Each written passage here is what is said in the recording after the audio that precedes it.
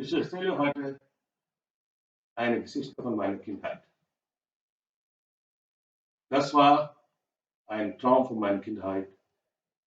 Das erscheint wie ein Traum für mich. Mein Vater hat eine Chevrolet Impala gehabt.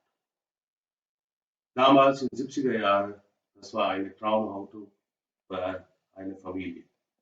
Und wir sind wochenlang in der Wüste Saudi-Arabien mit Chevrolet Impala unterwegs gewesen.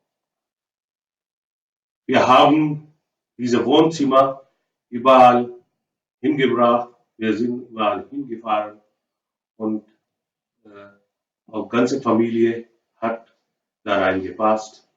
Und das ist diese Tage, diese Nächte, wo wir mit diesem Auto gefahren sind, vergesse ich nie. Danach kommt in meinem Leben große Namen: Ford, Caterpillar, Big Apple, Los Angeles, Hollywood, Philadelphia, Alaska, in moderne Gesellschaft, IBM, Apple, Microsoft. Das sind die Namen, davon hat man jeder, ja, natürlich du auch, eine Verbindung von deinem Leben. Das ist die Namen aus Amerika. Natürlich hast du eine Verbindung mit deinem Leben mit Amerika. Die Pakistaner vor 20 Jahren hat einen Traum gehabt, irgendwann mal nach Amerika zu reisen, um diese Traumwelt zu gucken und zu sehen. Immer noch viele Pakistaner davon träumen, dass irgendwann mal nach Amerika zu kommen und diese Traumwelt zu schauen. Ja, darüber wollen wir auch diskutieren, was in der Vergangenheit war und was ist jetzt Situation zwischen Pakistan und Amerika ist, von Augen der amerikanischen Bürger. Und heute ist bei uns zu Gast ein amerikanischer Bürger, der in Deutschland lebt und arbeitet. Und der wird uns über die Vergangenheit von pakistanisch-amerikanischen Beziehungen in Augen von amerikanischen Bürgern erzählen und auch jetzige Situation erzählen und das auch für uns eine Zukunft Bild bauen.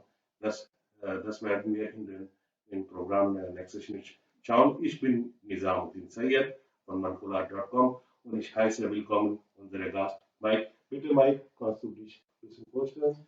Hi, ich bin Mike Tucker, ich lebe seit 36 Jahren in Deutschland. Ich bin hier mit der US-Armee hier rübergekommen und hat mir sehr gut gefallen und bin ich hier geblieben. Wie hast du das erste Mal über Pakistan gehört? Natürlich in deiner Kindheit. Ja, einmal in der Big Apple sozusagen. Ich bin sehr oft als Kind dahin gegangen und viele Verkäufer in die Innenstadt oder in Manhattan waren Pakistani. Aha. Und das ist, welche Zeitraum reden wir da? Wir reden zwischen Anfang 70er bis Ende 70er Jahre. Okay. Das heißt, die Pakistani waren schon da präsent gewesen. Genau.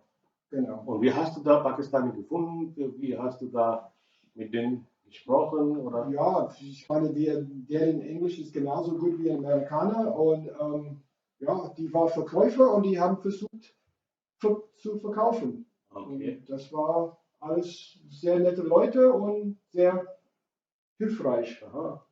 Also das heißt, deine erste Erfahrungen mit Pakistanern waren sehr positiv. Sehr. Sehr positiv in Amerika. Und da hast du so eine Geschichte, wo du das von deiner Vergangenheit erzählen kannst, über pakistanische Leute Kontakt zu haben und so.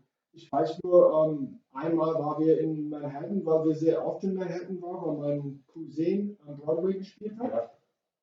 Und wir waren in einem Laden, ein Touristenladen, Ja. und wir haben irgendwas Besonderes gesucht. Und ich habe den pakistanischen Verkäufer gefragt und der hat sogar in der Lagerraum gegangen und hat das gesucht und hat es gefunden. Und Für mich Also war das das sehr war, positiv. ja, das war Service 1A Qualität. Ja? So, ja, Ja? läuft. Ja. Ja. Was meinst du? Du hast gerade von Broadway gesprochen. Waren die Pakistaner damals auch amerikanische Kultur interessant gefunden haben oder interessiert gewesen? Oder wollten sie damals nur arbeiten und Geld verdienen? Ich würde sagen, am Anfang waren die meistens mehr für die Arbeit da zum Reinkommen. Aber das war für jede Kultur, Ja, die, natürlich, ja. the way of life zu Ja. leben. Ja. Aber ich denke schon, dass die interessiert war in Broadway. Ich meine, warum haben die den Laden da in Broadway, wenn nicht interessiert werden? Ja, okay.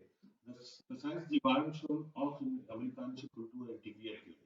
Genau. Beziehungsweise hatten auch mehrere Kontaktpunkte mit Amerika und Gesellschaft gehabt. Genau. Und ich meine, auch in die Laden, wann sie nach Punkte geguckt hat oder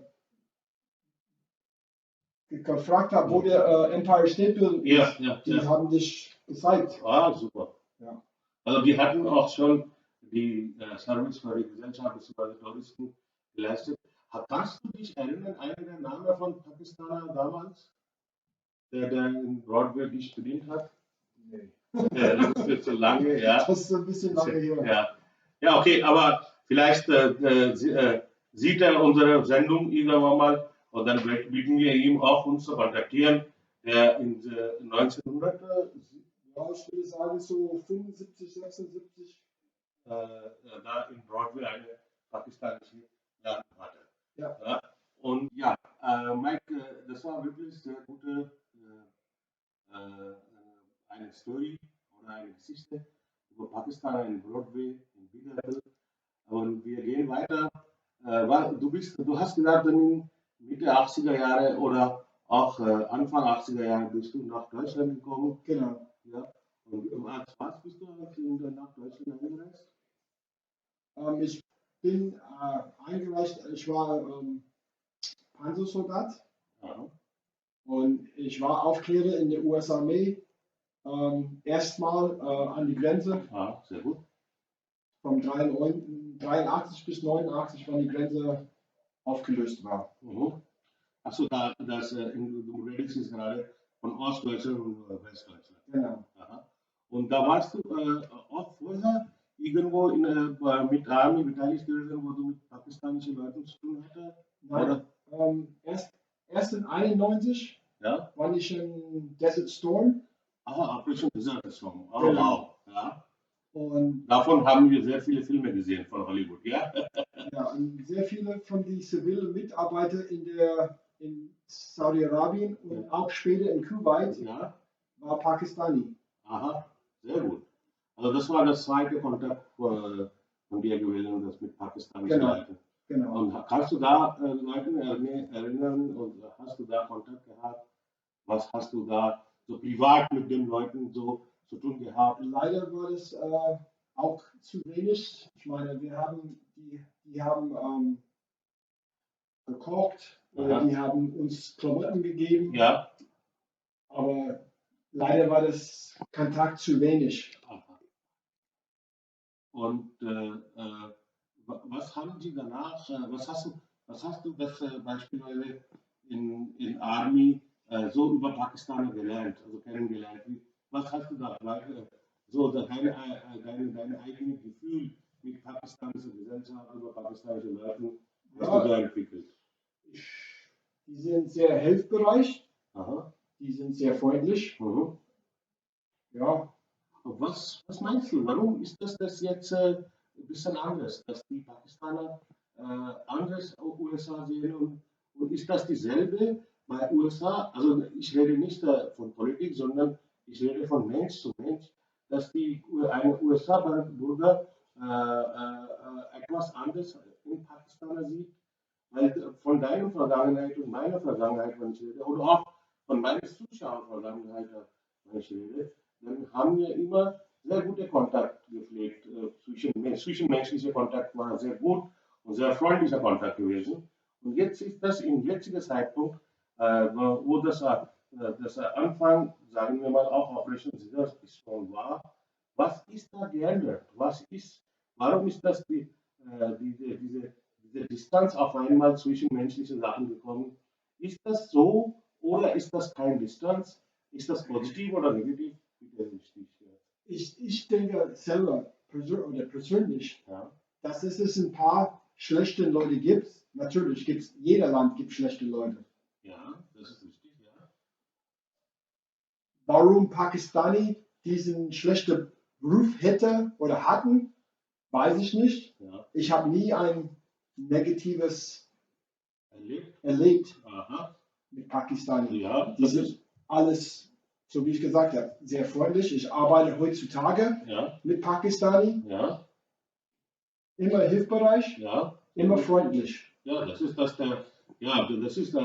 auch unsere Kultur, was uns vorgibt.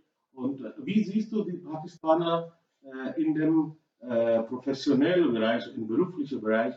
Sind sie auch wirklich sehr gut in eigenen Beruf und haben hier gut getan bei Deutschland? Oder findest du, das sind die Berufe, die keiner machen will und was machen die Pakistaner? Nein, ich habe auch Ärzte kennengelernt, Wow, aber, das ist schön. aber ja, Pakistani oder südostasiatische Leute Ja, kriegen immer das Billigjob. ja, das stimmt. Ja, aber das ist leider, denke ich, ein Problem in der Society heutzutage, In Gesellschaft, in der ja, Gesellschaft heutzutage, weil die suchen immer oder versuchen heutzutage alles billiger zu machen. das stimmt. Und das eigene Landsleute Ja, wollen nicht die billigen Jobs haben. das stimmt. Deshalb suchen sie die Immigranten, die das dann Job machen. Genau, Aber wie du gesagt hast, du hast auch viele pakistanische Ärzte kennengelernt oder Ingenieure kennengelernt, die auch diese Gesellschaft als Pillar darstellen und dass diese These dagegen stellen, dass die Immigranten oder Migranten immer für die Gesellschaft eine Last sind, sondern die bauen auch für die Gesellschaft hier was. genau. Ja. Okay, was willst du in dieser Situation, was wir als pakistanische Mitbürger oder Migranten, Expats als Pakistaner hier und die ganze Welt da zurzeit durch Media, durch auch Gesellschaft zu uns erfahren oder diese Kontroverse in dieser Gesellschaft. Was willst du uns empfehlen? Wie sollen wir uns verhalten, dass wir das auch zunächst eine bessere Beziehung zur USA, menschliche Beziehung bauen wollen und auch unsere Image verbessern können. Ich würde sagen, bleib wie du bist, Mhm. mach weiter so, Mhm. weil es sind immer Leute, die werden negativ über dich denken. Ja, das ist Aber wichtig. bleib positiv Ja, und ich habe es immer gehört, lieb deine Feind. ja, das stimmt. Ja, das ist wichtig. Weil wenn dein Feind sieht, dass du ihn liebst, Ja, irgendwann mal wird er dein Freund sein. das ist was wirklich. Also das ist, was hast du für uns weitergemacht, weitergegeben. Das ist eine Wegweiser, diese Worte. Das ist auch in unserer Religion so. Pakistaner sind Muslime. Mehr als 98% Muslime leben in Pakistan. Und die sollen wirklich eine Liebe so miteinander, Beziehungen der Liebe so miteinander aufbauen. Dass auch nicht nur mit Muslimen, sondern auch in andere Religionen diese Liebe machen. Und das, was der Mike gesagt hat, dass Liebe nicht nur für deine Freunde oder Familie da sein, sondern auch für Feinde. Genau. Und das ist eine Wegweiser, dadurch kannst du auch Erfolg in deinem Leben haben. So ist es. Was wäre das deine letzte Wort zu unseren Zuschauern? Jetzt äh, hast du eine persönliche Nachricht für unsere Zuschauer? Ja, ich würde sagen, behandle die Leute, wie du selber behandeln willst. Ja. Wow. So wird das Leben oder das Welt viel besser sein. So, damit bedanke ich unseren Gast, sehr verehrte Mike, und bedanke ich dir, dass auch du unsere Sendung geschaut hast. Ich werde sagen, dass du unsere YouTube-Kanal oder Facebook-Seite abonnierst, Subscription-Button klickst, damit du zukünftig auch in solche Sendungen reinschauen kannst. Das war's von unserer Seite. Bleib gesund und habe schöne festliche Tage. Danke. Bis dann. Tschüss. So.